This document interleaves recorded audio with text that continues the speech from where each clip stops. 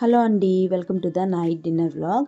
So ఈరోజు అయితే వీడియోలో చపాతీ చాలామందికి చేయడం అనేది ఇష్టం ఉండదు. సో నాకు కూడా ఇష్టం ఉండదు, కానీ డైలీ అయితే చేయాల్సి వస్తుంది. సో ఆ చేసుకునే వాళ్ళకి చాలా యూస్ఫుల్ అయితే అవుతుందని అయితే షేర్ చేసుకుంటున్నాను. నేను డైలీ రోటీ అండ్ కర్రీ అయితే చేసుకుంటానండి. మా పిల్లలకి హస్బెండ్కి చాలా ఇష్టం. ఇంక ఇక్కడ చలి కూడా చాలా ఎక్కువగానే ఉంటుంది. సో డైలీ కంపల్సరీ ఉండాలన్నమాట మా ఇంట్లోని. సో సింపుల్గా ఎలా చేయాలో చూపించేస్తాను, చూసేయండి. సో ఈ టిప్ అయితే యూస్ఫుల్ అయితే అనుకుంటున్నాను.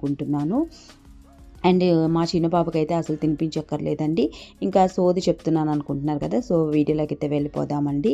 సో చపాతీ చేసేటప్పుడు డో ప్రిపేర్ చేసుకుంటారు కదా, 1 స్పూన్ ఆయిల్ అనేది తప్పకుండా యాడ్ చేయండి. అప్పుడే ఇలా చేసుకుంటే కనుక సాఫ్ట్గా వస్తాయి. చాలామంది చపాతీ అనేది ఫోల్డ్ చేసుకుని అయితే చేసుకుంటారు, చాలా టైం పట్టేస్తుంది. సో ఇలా నార్మల్గా ఒత్తేసుకోండి, చాలా త్వరగా అయిపోతుంది. ఇంకా మనము పెనం మీద వేసుకుంటాం కదా, పెనం మీద వేసుకునేటప్పుడు 2 వైపులా తప్పకుండా కాల్చుకోవాలండి.